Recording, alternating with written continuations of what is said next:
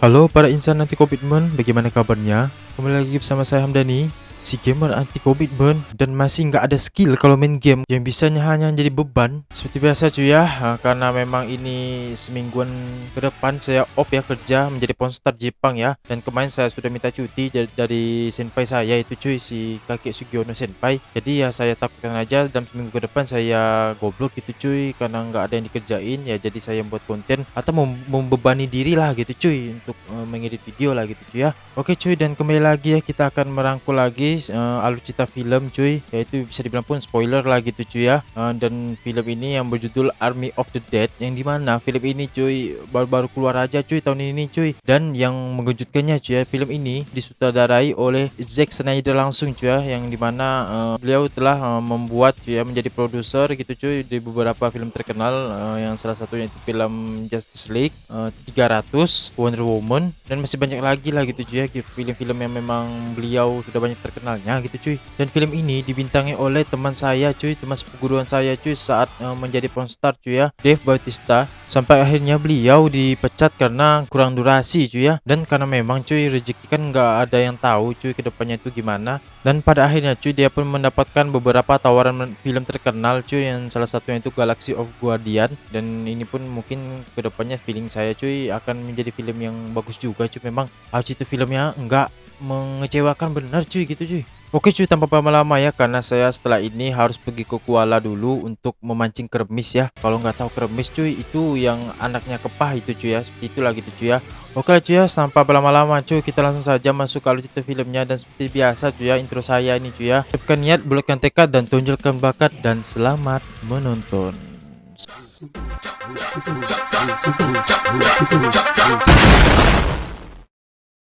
Awal film memperlihatkan sekumpulan tentara yang sedang membawa sebuah aset negara, yang nggak tahu juga cuy, atau mungkin itu aset keluarga cuy ya, yang dimana aset tersebut sangat dijaga ketat.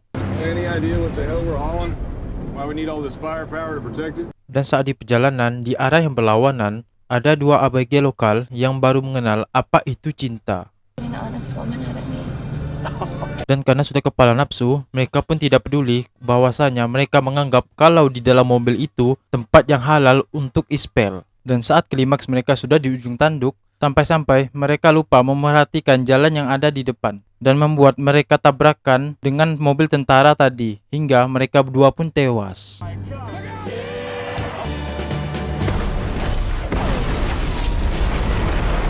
Dan setelah kecelakaan tersebut, kontainer yang berisi aset negara itu pun terlempar dan rusak. Dan ketua tentara yang memimpin ekspedisi itu pun langsung melapor ke pusat. Dan anehnya, dari pusat bilang kalau sampai kontainer itu rusak, mereka diharuskan lari dan jangan sampai untuk mendekatinya. Namun, semuanya sudah terlambat. Anak kelanco dari para tentara itu pun sudah terlanjur mendekat. Dan tiba-tiba,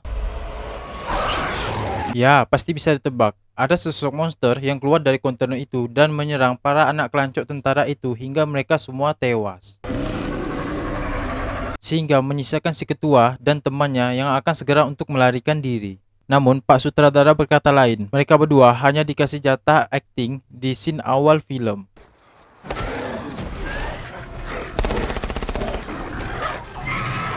Mereka berdua pun akhirnya tewas karena dibunuh dan digigit oleh monster tersebut. Dan setelah waktu beberapa detik, mereka berdua pun bangun kembali dan menjadi salah satu dari monster itu. Dan inilah Army of the Dead. Dan scene pun berpindah ke seorang yang bertubuh besar bernama Scott. Ini budak. Dan tidak selang waktu beberapa lama, datanglah seorang insan berdasi korup yang menawarkannya sebuah pekerjaan. Beliau bernama Bli Tanaka, dan bisa dibilang orang yang perannya seperti biasa di dunia nyata kita, insan berdasi bangsat dalam film ini. Si Tanaka pun langsung menjelaskan kalau dia ada pekerjaan untuk mengambil sebuah uang yang berjumlah 200 juta dolar di berangkas dalam sebuah gedung, yang dimana gedung tersebut terletak pusat kota Las Vegas. Alasan Tanaka memilih si Scott untuk mengambil berangkas tersebut karena si Scott dan beberapa temannya pernah menjadi salah satu orang yang diberi medali emas karena telah berhasil menyelamatkan para warga-warga sipil yang terjebak saat para semua zombie-zombie itu mulai menyerang kota Las Vegas. Setelah percakapan mereka selesai, si ajudan Tanaka pun langsung memberikan Scott cetakan biru atau blueprint, ya bisa dibilang ini cuy ya, perancangan apa sih, kertas perancangan lah gitu cuy, bangunannya gitu cuy ya, ke si Scott. Dan si Tanaka berpesan dia tidak perlu harus menjawab sekarang, dan si Tanaka pun menyuruh Scott untuk menjawabnya lewat telepon. We'll talk soon, Mr. Ward. Singkat cerita, saat si Scott sudah sampai di rumah, dia pun langsung membuka cetakan itu dan mulai memahami tata letaknya. Scene pun berpindah ke si anaknya Scott yang bernama Katie. Dan ini biang keladi ya, yang sedang bekerja di tempat karantina di sebelah kota Las Vegas. Dan tidak selang waktu beberapa lama, Katie pun dipanggil oleh temannya yang bernama Gita. Ini orangnya. Si Gita ini memiliki 2 orang anak yang dirawat oleh Katie sendiri. Dan si Katie diberikan amanah oleh si Gita untuk merawat anaknya jika ada sesuatu yang terjadi padanya. Nah ternyata si Gita berniat untuk masuk ke dalam kota Las Vegas karena dia tahu di dalam sana banyak sejumlah uang di dalam tempat kasino, yang dimana tempat tersebut akan dikunjungi oleh Scott untuk mengambil uang sebanyak 200 juta dolar tersebut. Dan untuk masuk ke sana dia pun harus meminta bantu seseorang yang bernama Coyote. Ini orangnya, karena hanya tempat tinggal Coyote lah yang ada jalur masuk ke jalur kota Las Vegas. The coyote. Singkat cerita, scene pun berpindah ke Scott yang menelepon si Tanaka untuk menerima tawaran tersebut. Karena dengan alasan kalau si Scott sedang berada dalam posisi mendesak karena dia butuh uang untuk mencukupi ekonominya. Dan dia berpikir untuk tidak bisa selalu bergantung kepada pekerjaannya yang menjual burger. Dan si Tanaka pun langsung menyuruhnya untuk mencari seorang pilot helikopter dan peretas brankas. Oke cuy, gue akan langsung perkenalkan tim-timnya Scott dan masing-masing posisinya cuy. Secara singkat lah gitu cuy ya. Orang pertama bernama Maria. Dia adalah orang kepercayaannya Scott, sekalian tangan kanannya Scott cuy ya. Dan di posisi kedua ada Pandey Rohe cuy ya, kita sebut saja Pandey. Dia berposisi sebagai tangan kiri lah gitu cuy ya. Dan ya bisa dibilang posisinya itu sebagai pelindung aja lah gitu cuy ya. Dan posisi ketiga yaitu Peters. Dia sebagai pilot helikopter. Ya bisa dibilang salah satu termasuk bagian yang penting juga gitu cuy. Dan yang keempat yaitu Mickey Guzman. Kita sebut saja Mickey cuy ya. Dia seorang YouTuber yang sering membuat video yang sedang membantai zombie.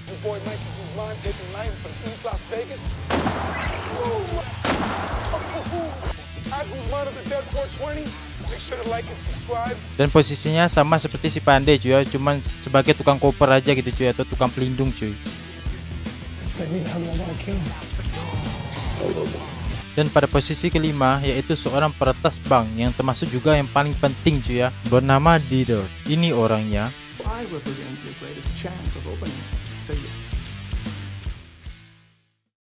Singkat cerita, mereka pun akhirnya berkumpul di suatu gedung bersama Tuan Tanaka, yang dimana si Tanaka langsung melihatkan bentuk dari bangunan tersebut. Meet your target. The Vegas Bly. Dan ternyata bangunan tersebut adalah milik si Tanaka yang bernama Vegas Bly. Dan Tanaka pun langsung menjelaskan semuanya secara detail. From there, you move down the strip. You reach the casino in less than 2 hours. You go in and find the generators. The safe beneath the South Tower Gomorrah is at the end of the hallway. Meanwhile, our fearless pilot / mechanic back at the main door, our safecracker gets to work like a surgeon. Finally, she succumbs to the sheer dominance. Then, all you have to do is fly off into the sunset. All this. Dan kembali lagi ke cerita ini yang saya singkat karena ini ada spoiler film cuy ya. Si Scott dan timnya pun langsung pergi menemui Coyote, yang dimana camp Coyote lah yang ada jalur masuknya untuk ke Vegas. Dan setelah mereka semua menemui Coyote dan akan masuk ke Vegas, si Katie pun berniat juga ikut mereka karena temannya si Katie yang bernama Geta diam-diam masuk ke Vegas dengan bantuan si Coyote. Setelah Katie mengetahui hal tersebut, dia pun mau tidak mau harus mengikuti kelompoknya si Scott dan atau timnya si Scott untuk masuk ke sana dengan niat ingin cuma mencari Geta. Dan kalau tidak diizinkan, si Katie pun akan nekat masuk sendiri ke sana setelah Scott dan timnya masuk. Sumpah nih bocah beban anjing. Bapak kau tuh cari rezeki untuk belikan kau BTS meal, malah kau nak ngikut, nak bahayakan dia, nak nambah beban orang tua. Udahlah jadi beban keluarga, janganlah jadi beban orang tua lagi maksud aku bah. I can either go in with you and you can keep me safe, or I'll just sneak in after you. And I'll probably die. The choice is yours. Dan karena Scott adalah tipe orang yang baik hati, suka menolong, jarang melamun, gak galau, rajin menabung, dia pun membolehkan hal tersebut asalkan jangan pernah Katie jauh dari pandangannya. But you are not to run off looking for her. If you screw around, some of these people are gonna die. They've got families too. So you are never, ever to leave my sight. Those are my terms. Are we clear? Dan saat semuanya sudah jelas, mereka pun akan segera masuk ke dalam Las Vegas. Dan sebelum itu, si Coyote pun menyarankan Scott untuk memasukkan seorang polisi atau seorang pengaman di situ. Dan nantinya, si Coyote akan menjadikannya sebagai tumbal perjanjian dengan pemimpin zombie di sana. Yeah, we're gonna need one more guy. We need another person. Dan saat Scott sudah menyetujuinya, mereka semua pun langsung masuk ke Vegas lewat jalur yang ada di tempat tinggalnya si Coyote.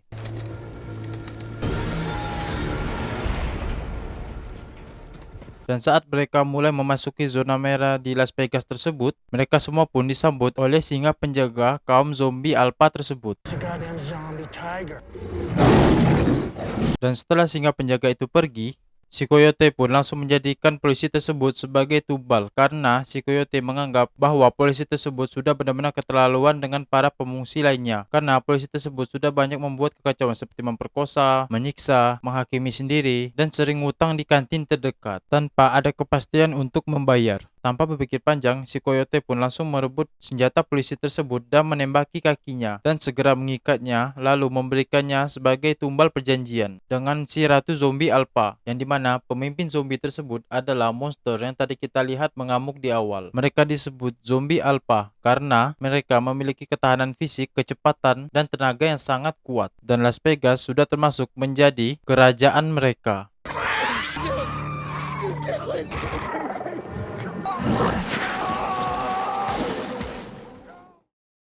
Setelah itu, mereka pun langsung melanjutkan kembali perjalanan mereka ke gedung kasino. Dan saat di perjalanan, si Peters alias si pilot helikopter menaruh kecurigaan terhadap ajudannya si Tanaka yang ikut serta bersama mereka. Nampak tak muka? Mental lo ya, ku zoom lo ya.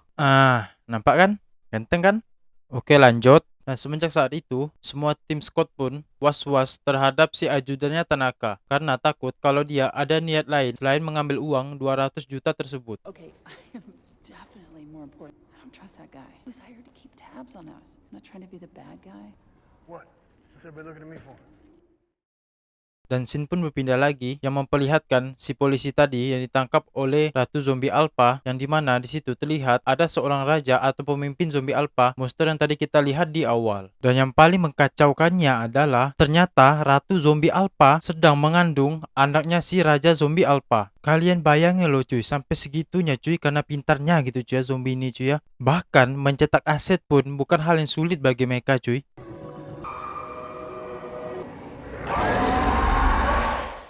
Dan kembali lagi ke tim Scott yang dimana mereka saat mulai masuk sedikit ke dalam gedung, mereka menemukan sekumpulan zombie pincang atau zombie biasa gitu cuy yang sedang tidur. Oh iya cuy ya, sedikit catatan, mereka tidak bakal bangun kalau tidak disentuh. Suara yang ribut atau mata mereka disenter oleh cahaya.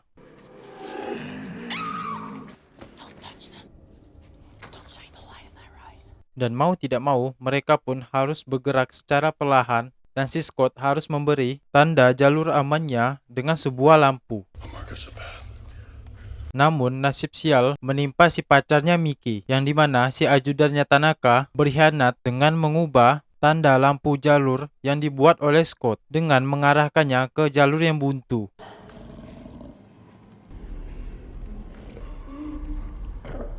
Dan saat dia mencoba berdiri, tidak sengaja dia menyentuh zombie yang ada di belakangnya dan membuat semuanya menjadi ketahuan.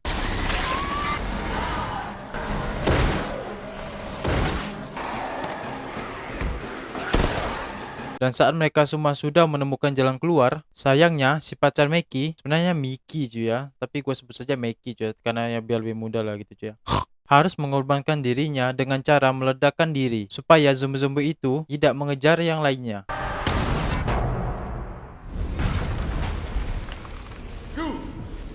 Let's go. Dan pada akhirnya, mereka pun sampai ke gedung kasino tersebut. Dan saat sampai ke dalam, Dieter, si peretas berangkas, menemukan gambaran blueprint yang lain terletak di atas sebuah meja. Dan Scott beranggapan kalau si Tanaka pernah menyuruh tim lain untuk mengambil uang di dalam berangkas tersebut. Another set of blueprints to the safe. Another set of blueprints. Slimy bastard Tanaka. Tanaka had other teams here before us. Karena tidak ingin membuang waktu, si Scott pun langsung membagi semua tim ke posisi mereka masing-masing. Yang dimana si Peter ke pesawat, Scott dan anaknya menghidupkan generator, si Dieter, Pandey, dan Mickey pergi ke berangkas. Dan yang menganehkannya adalah si ajudan Tanaka mengajak Coyote untuk memeriksa perimeter. Dan ternyata mereka kembali ke tempat pertemuan mereka yang dimana saat mereka menjadikan polisi tadi sebagai tumbal. We wait. Dan benar saja, ternyata si Gita dan kedua temannya sedang ditangkap dan disekap oleh Raja Zombie Alpha. Dan di sisi lain, si Ratu Zombie Alpha kembali ketemu dengan si Coyote dan ajudan Tanaka. Si Ratu mengira kalau si Coyote dan ajudan Tanaka membawa kembali tumbal yang baru. Dan ternyata si Ratu malah dibunuh dan kepalanya pun dipenggal oleh ajudan Tanaka. What are you doing? Dan teriakan sang ratu sampai terdengar oleh sang raja. Dan sang raja pun mengira kalau perjanjian mereka telah dibatalkan. Dan di sisi Scott, mereka melihat berita di TV kalau kota Las Vegas akan segera dihancurkan oleh bom nuklir. Dan itu terjadi dalam waktu 1 jam 30 menit ke depan yang bertepatan saat matahari terbenam. Oh ya cuy ya, sedikit cerita kalau sebenarnya kota Las Vegas itu memang akan segera dihancurkan. Namun itu terjadi 1 hari ke depan. Semuanya dipercepat karena tuntutan masyarakat yang terus menekan presiden karena takut zombie-zombie itu akan keluar dari kota Las Vegas dan akan menyerang masyarakat yang telah berada di zona aman. The president caved to the pressures to move the date of the bombing, mounting anger from it to be postponed indefinitely, has made the dramatic show of the bombing, but rather to move it up, now coming at sunset tonight. Dan di posisi Dieter, dia memerlukan waktu 30 menit untuk membuka berangkasnya karena ada 4 ganggang kunci yang harus dijinakan. Kalau dia sampai salah, maka berangkas tersebut akan terkunci selamanya. The 4 locks. 30 minutes of silence. If you mess it up again, it locks forever. You understand? Forever. Kembali lagi ke posisi raja yang sedang akan memeriksa ratunya yang dimana hanya tubuh montoknya lah yang tersisa tanpa ada parasnya. Namun yang dikesalinya adalah bayi yang dikandung oleh sang ratu harus juga ikut bersama sang ratu ke Ramatullah. Kembali ke Scott dan Katie yang sedang mencari jalur darurat. Gua rosak cuy ya, jadi sorry cuy ya. Dan di posisi Dieter pun, akhirnya dia berhasil membuka berangkas tersebut. Dan saat semua melihat isi dalam berangkas tersebut, seketika mata mereka semua berubah menjadi hijau. Terkecuali si Maria, dia tidak tertarik dengan uangnya. Karena dia hanya berharap selalu dekat dengan Scott. Ya apalagi karena suka dengan si Scott gitu cuy ya. Cie dan suka. Lah aku 5 tahun terakhir sampai sekarang tak ada. Oke lanjut, scene pun berpindah lagi ke sang raja yang dimana dia harus menelan kekesalan atas kematian ratunya, terutama anaknya. Setelah meletakkan sang ratu, dia pun langsung mengambil paksa anaknya di dalam perut sang ratu dengan cara mengkerboknya.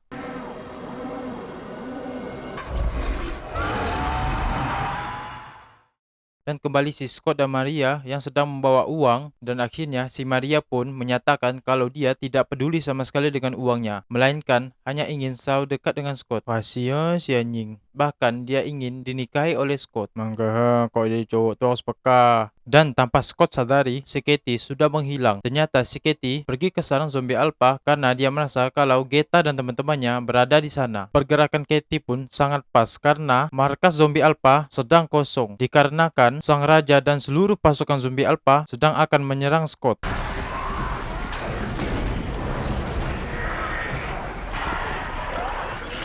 Saat Scott bersama timnya akan melarikan diri melalui lift, namun yang muncul justru para zombie-zombie alpha dan membuat si Maria harus selap karena kepalanya dipilas ke belakang. Seketika, semuanya pun jadi panik, terkecuali si ajudannya Tanaka. Dia langsung pergi ke jalur jalan darurat yang tadi ditemukan oleh Scott dan Katie. Dan saat si Coyote ingin menyusulnya, dan dia pun langsung mengunci pintunya dan terkuaklah sebuah fakta bahwa prioritas utama saat dia bergabung dengan tim Scott bukanlah karena uangnya, melainkan karena ingin mengambil kepala ratu zombie alpha yang dimana nanti darahnya akan diekstrak yang akan dibentuk menjadi sebuah senjata biologis. Ya kayak seperti inilah cuy ya, zombie alpha, cuman zombie tersebut bisa dia perintah dan dia kontrol. Hey, what are you doing? Oh my god, I got you twice. Tanaka doesn't give a shit about the money. What's in this bag? It's worth 10 times what's in that moron. Get us out of here! Selagi yang lainnya menahan zombie-zombie alpha masuk, si Coyote pun mau tidak mau harus melubangi sebuah dinding untuk membuka jalan keluar yang lain. Namun, kali ini nasib sial menimpa si Pande. Dia pun harus menahan si Raja Zombie Alpha sehingga membuat wajahnya bincet biru lecet. Tapi sebenarnya mukanya sudah biru sih.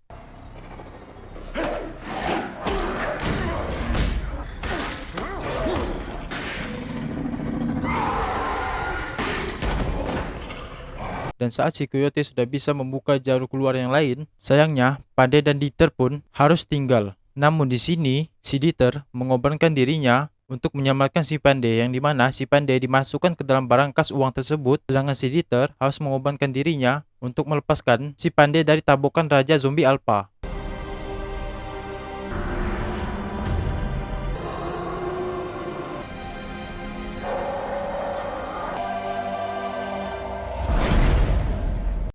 Scene pun berpindah ke ajudannya Tanaka. Saat dia sudah berhasil keluar dari gedung, dia pun merasa aneh dengan tas yang dibawanya, yang dimana tas tersebut berisi kepala ratu zombie alpha. Dan saat akan memeriksa isi tas tersebut, ternyata di dalamnya telah diganti oleh si Coyote dengan mesin penghitung uang. Kopajol lah tuh, misi utama gagal, nyawanya pun merambos, ibunya Marana, Tuan Tanaka pun resah, terutama si BCL kecewa.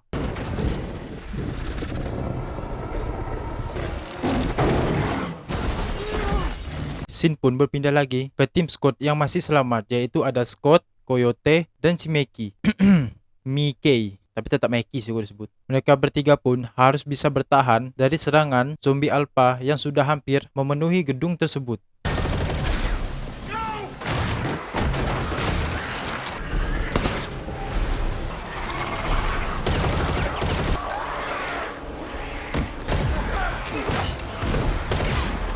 Namun, kali ini yang harus absen ke alam barzah duluan, yaitu Sumeki. Dia pun harus mengorbankan dirinya untuk Scott dan Coyote agar bisa sampai ke lift dengan cara meledakkan diri.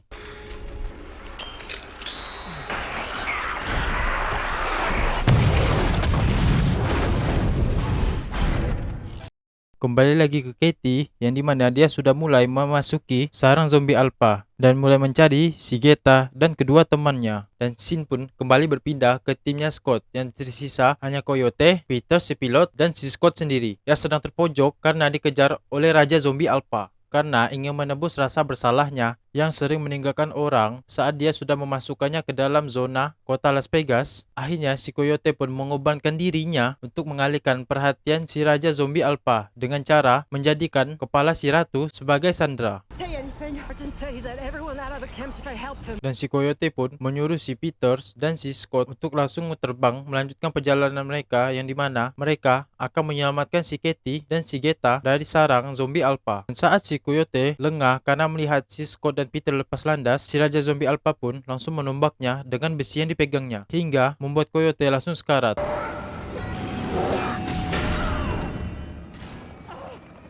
Dan karena kesal, si Coyote pun langsung melemparkan kepala si Ratu dari atas gedung hingga berderai. Pecah itu cuy, artinya cuy.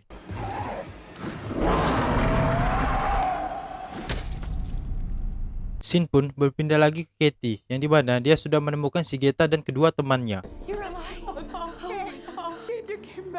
Dan saat mereka berempat dalam perjalanan ingin keluar dari gedung, tiba-tiba salah satu temannya Shigeta digigit oleh zombie, yang dimana zombie tersebut adalah polisi tadi yang di awal yang dijadikan tumbal oleh si Coyote. Dia pun sekarang sudah menjadi salah satu dari zombie alpha.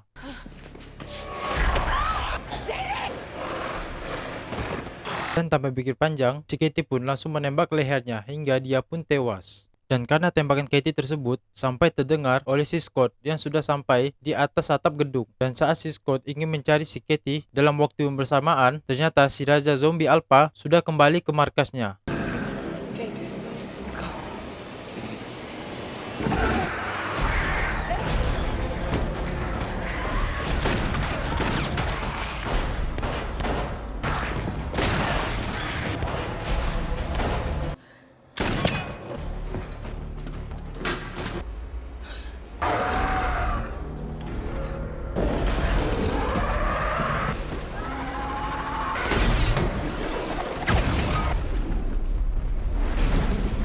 Saat mereka semua sudah bisa meloloskan diri dari si zombie alpha dan segera naik ke atap untuk lari memakai helikopter, serangan nuklir dari pemerintah pun langsung merata habiskan kota Las Vegas. Dan ternyata si Raja Zombie Alpha masih sempat mengikuti mereka dengan cara bergelantungan di kaki helikopter. Pertarungan si Scott dan si Raja Zombie Alpha pun tak terelakkan di dalam helikopter. Sampai-sampai Raja Zombie Alpha membuat tangannya si Scott patah hingga tulang sikunya terkeluar. Sumpah nih ngeri anjing. Kayak ini cuy, kayak sop tulang cuy. Tapi yang masih persi freshnya gitu cuy.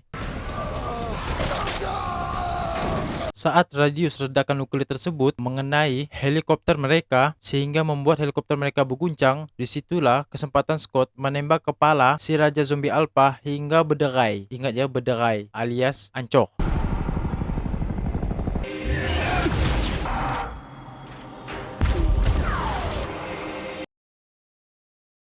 Dan pada akhirnya helikopter mereka pun jatuh dan menyisakan si Katie dan si Scott yang sedang sekarat. Dan sayangnya si Scott harus berubah menjadi zombie karena sebelum helikopternya jatuh dan si Raja Zombie Alpha mati, dia pun sempat terkena gigitannya dan membuatnya menjadi infeksi. Dan mau tidak mau, si Katie pun harus mengambil keputusan dengan membunuhnya.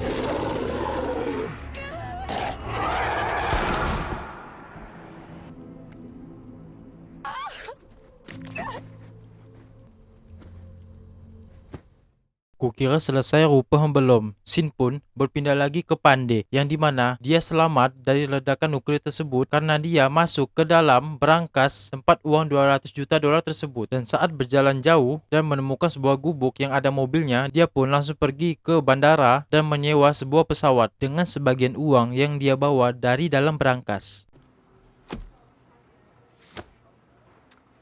Let me see what I can do. Dan saat di dalam pesawat, dia pun merasa pusing dan mual. Dan ternyata dia juga tergigit. Dan mungkin akan membuatnya menjadi si Raja Zombie Alpha selanjutnya. Thanks for flying with us. Tamat ending yang sangat mengalpakan.